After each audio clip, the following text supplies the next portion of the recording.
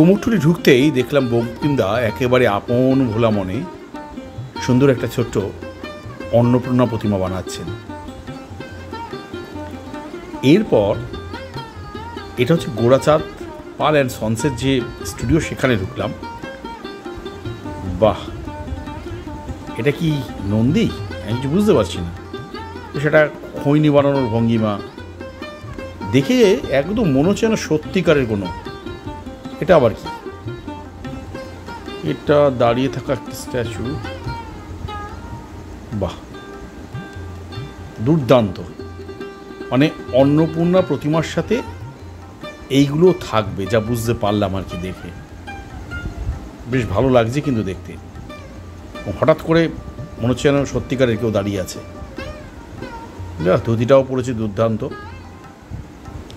সব মিলিয়ে বেশ লাগছে কিন্তু কুমোরটুলিতে। এবং কুমোরটুলির স্বনামধন্য শিল্পী গোড়াচাঁদ পাল অ্যান্ড সন্সের যে স্টুডিও, এবং যেখানটা আমি বারবার করে বলি যে ছোটোবেলা থেকে একটা নস্টালজিয়া পড়ে আছে আমার না, এখানকার প্রতিমাগুলো দেখতে দারুণ লাগে। এবং এই যে প্রতিমার একটা চোখের যে ধাঁচ এবং এই যে মুখ, এটা কিন্তু এখনও পর্যন্ত আমার মনে হয় না আর কেউ করতে পেরেছে। কারণ বহু শিল্পীর বহু প্রতিমার কিন্তু রেপ্লিকা বেরিয়েছে, একমাত্র এই গোড়াচাঁদ পাল অ্যান্ড সন্সের এই প্রতিমার এই মূর্তি কিন্তু কেউ করতে পারেনি তারা ছাড়া। এবং এখানটায় আসলে আমার এত ভালো লাগে, অর্থাৎ দূর থেকে না, যে কোনো যারা অন্তত প্রতিমা চেনে এবং প্রতিমা নিয়ে যারা রিসার্চ করে তারা বলতে দিতে পারবে যে দূর থেকে যেটা কার প্রতিমা।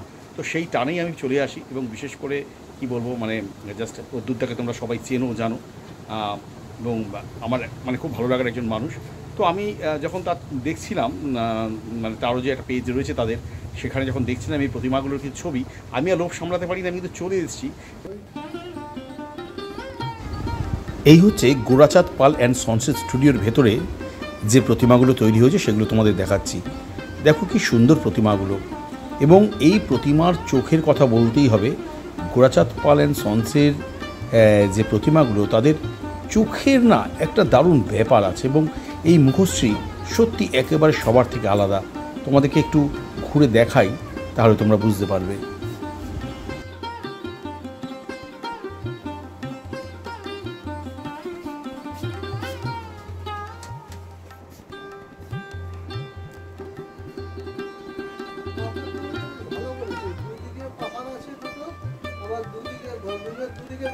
বাহ,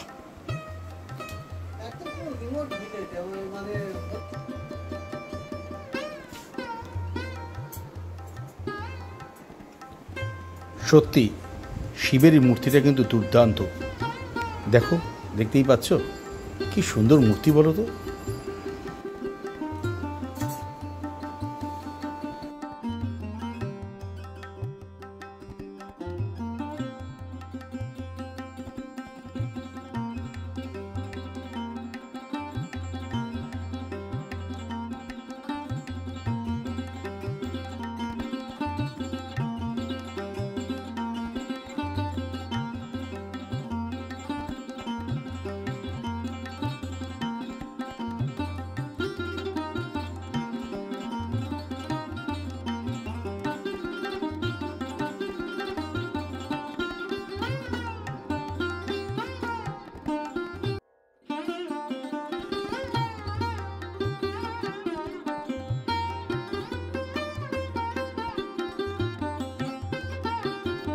কুমোরটুলি জুড়ে প্রায় সবকটা স্টুডিওতেই চলছে অন্নপূর্ণা প্রতিমা আর বাসন্তী প্রতিমার প্রস্তুতি জোর কদমে। পুরো কুমোরটুলি আজ আমি তোমাদের ঘুরে দেখাবো। অর্থাৎ এই অন্নপূর্ণা প্রতিমা ও বাসন্তী প্রতিমার যে প্রস্তুতি এই মুহূর্তে কেমন চলছে কুমোরটুলিতে, সেগুলোই কিন্তু দেখাতে এসেছি। তো সুতরাং আমার এই যে ব্লগটি স্কিপ না করে তোমরা দেখতে থাকো। আজ পুরো কুমোরটুলি জুড়ে অন্নপূর্ণা আর বাসন্তী প্রতিমার প্রস্তুতি এই মুহূর্তে আমি দেখাচ্ছি।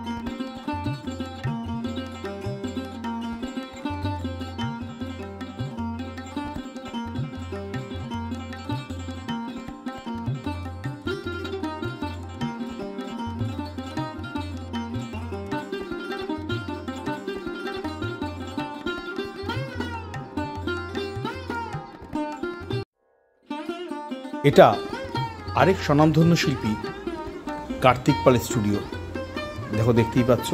এবং এনাদের একটা বিশেষত্ব দেখেছি প্রতিমায়, এরা কিন্তু পুরো ম্যাট ফিনিশ প্রতিমা তৈরি করে, যদিও আজকাল অনেকেই করছে, এবং দুর্দান্ত কিন্তু প্রতিমাগুলো।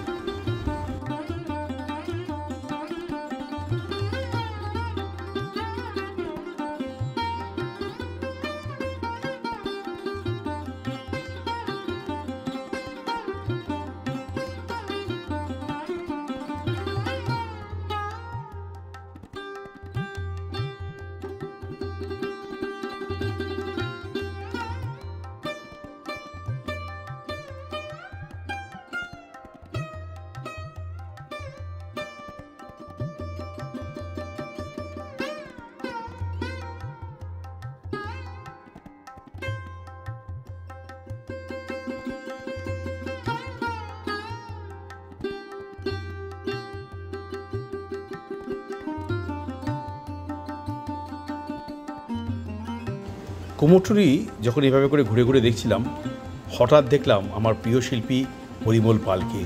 তিনি একটি নারায়ণ প্রতিমায় চক্ষুদান করছেন। সত্যি পেয়ে গেলাম পরিমল দাকে, দারুণ লাগলো। বেশ কিছুক্ষণ আড্ডাও দিলাম।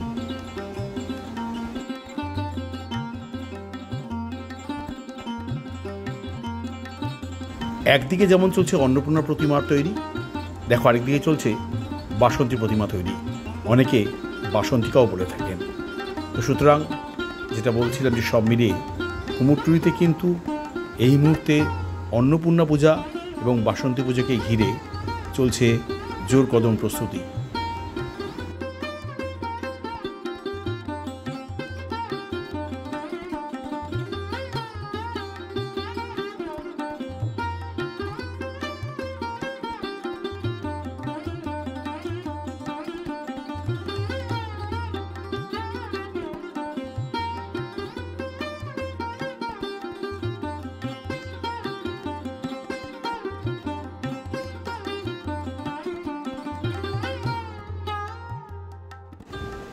এদিকে শিল্পী বাবুন পাল ছোট্ট একটা মূর্তির চোখ আঁকতে ব্যস্ত।